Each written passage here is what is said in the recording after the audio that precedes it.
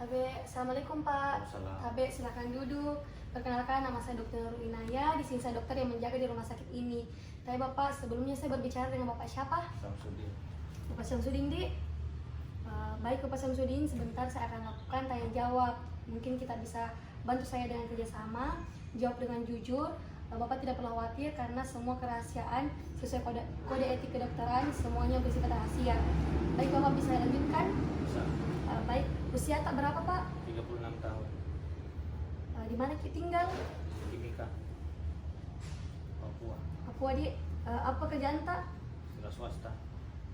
Udah swasta. Kalau boleh tahu apa keluhan tak Pak? Lemas. Lemas? Sudah berapa lama Pak kita rasa? Sekitar 2 bulan. Sudah 2 bulan. Apakah ini kita rasa memberat? Iya, memberat. Memberat, Di. Apakah ini mengganggu aktivitas tak? Mengganggu. Mengganggu. Pada saat apa Pak mengganggunya? Terutama pada saat angkat barang. Oh, aktivitas berat, Di Pak. Ada kita rasa pusing mungkin? Ada pusing, mual, Iya. muntah. Muntah. Terus ada kita rasa kayak mata berkunang-kunang. Ada ya. Pak, itu pusing tak kita rasa berputar-putar atau Putar-putar. berputar-putar, Di. Terus apa ada kita rasa berdebar atau nyeri dada? Ya, ada berdebar. Berdebar, Di. Ada kita rasa nyeri ulu hati atau nyeri perut? Tidak ada. Tidak ada. Jadi bagaimana buang air besar, buang air kecil tak? Yang air besar lancar. Iya, buang air kecil tak? Cuma air kecil yang warnanya gelap. Gelap, Di, warna kencing tak? Iya. Terus ada riwayat Pak? Riwayat penyakit tak mungkin? Pernah kena malaria. Malaria, Di. Bagaimana ada riwayat Pak? Keluarga tak? Tidak ada. Riwayat pengobatan malaria. Malaria. Malaria saja, Di. Ada riwayat alergi tak? Tidak ada. Saya ulangi, Di, Pak. Nama Bapak Syamsuddin, usia 36 tahun, di Timika, wira swasta. Keluhan utamanya itu lemas, sudah 2 bulan, memberat dan mengganggu aktivitas pada saat berat. Terus ada pusing, mata berkunang-kunang, mual muntah, berdebar, tidak ada nyeri dada, tidak ada nyeri perut, ulu hati juga tidak ada. Buang air besar normal, buang air kecilnya agak gelap, Di, warna kencing tak? Ada riwayat malaria tak? Tidak ada riwayat keluarga, dan juga ada riwayat tidak ada riwayat alergi, Di. Ada yang kita tambahkan, Pak? Ya. Baik Pak, dari hasil anamnesis tak ini saya mengira atau mencurigai Bapak ini terkena anemia hemolitik, dan juga saya bisa dedekan dengan anemia defisiensi besi. Nah, mungkin saya akan lakukan pemeriksaan lebih lanjut Pak, pemeriksaan fisik seperti pemeriksaan fisik bagian kelenjar getah bening apakah terjadi pembesaran atau tidak, lalu pada bagian daerah abdomen tak untuk mengetahui apakah terjadi pembesaran hepar atau pembesaran lien atau namanya pembesaran hati dan juga pembesaran lien, Di, Pak. Mungkin sebentar saya minta untuk lepaskan pakaian tak, pakai bagian baju tak, lalu saya lakukan cuci tangan. Mungkin yang tidak nyaman tapi Bapak tidak perlu khawatir, akan melakukannya seprofesional mungkin. Mungkin bisa saya lanjut, Pak? Bisa mungkin lepas pakaian tak, saya lakukan cuci tangan, Pak.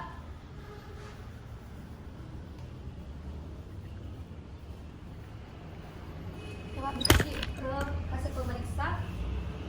Duduk saja, Di, Pak. Selanjutnya saya lakukan pemeriksaan kelenjar getah bening apakah terjadi pembesaran atau tidak. Yang pertama pada daerah sublingual pasien, lalu ke daerah atas atau sepertiga atas sternocleido, lalu pada daerah praauricula, lalu ke postauricula, lalu ke occipital, lalu ke daerah sepertiga atas sternocleidomastoideus, sepertiga tengah, sepertiga bawah, supraclavicular dan juga infraclavicular pasien.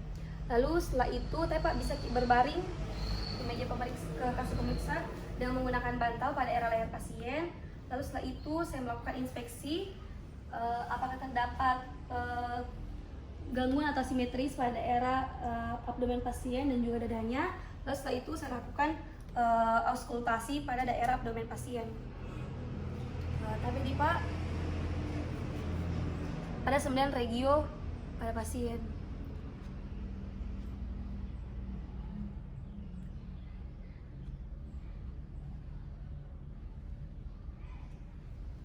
Lalu selanjutnya saya lakukan tapi di pas saya mulai meraba daerah atau palpasi pada daerah pasien abdomen pasien untuk mengetahui apakah terjadi pembesaran pada abdomen pasien seperti hepar ataupun lien.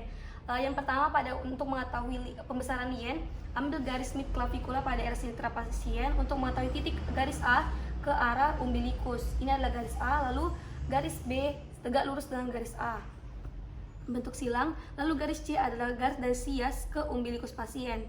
Nah, apabila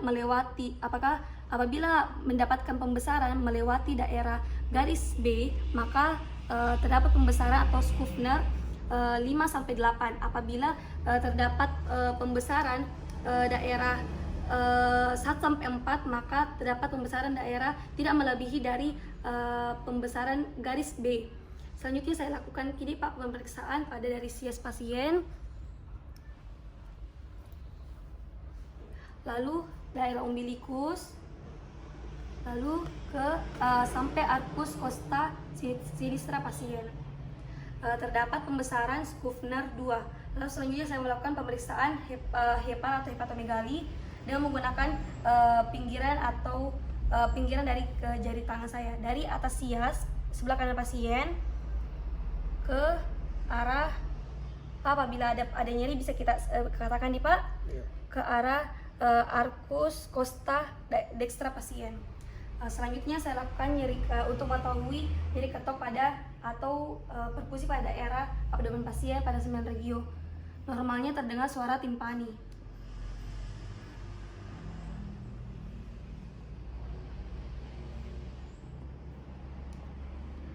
Tadi Bapak sudah selesai pemeriksaannya, mungkin kita bisa kembali pakai pakaian tak, lalu saya kembali ke cuci tangan. Kita bertemu di meja pemeriksaan nih Pak.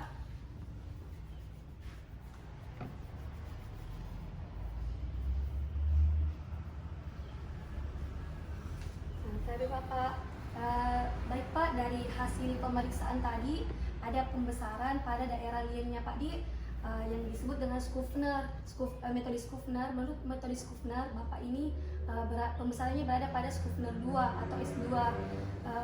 Tidak ada pembesaran lain selain itu Pak yang saya dapatkan. Mungkin saya menyarankan Bapak untuk melakukan pemeriksaan penunjang seperti tes KOMS, tes darah Pak, darah lengkap, dan juga aspirasi sum-sum tulang. Mungkin dari ini Pak ada yang kita tanyakan? Ya nih Pak. Baik Bapak, terima kasih. Mungkin sekian pemeriksaan hari ini. Assalamualaikum warahmatullahi wabarakatuh.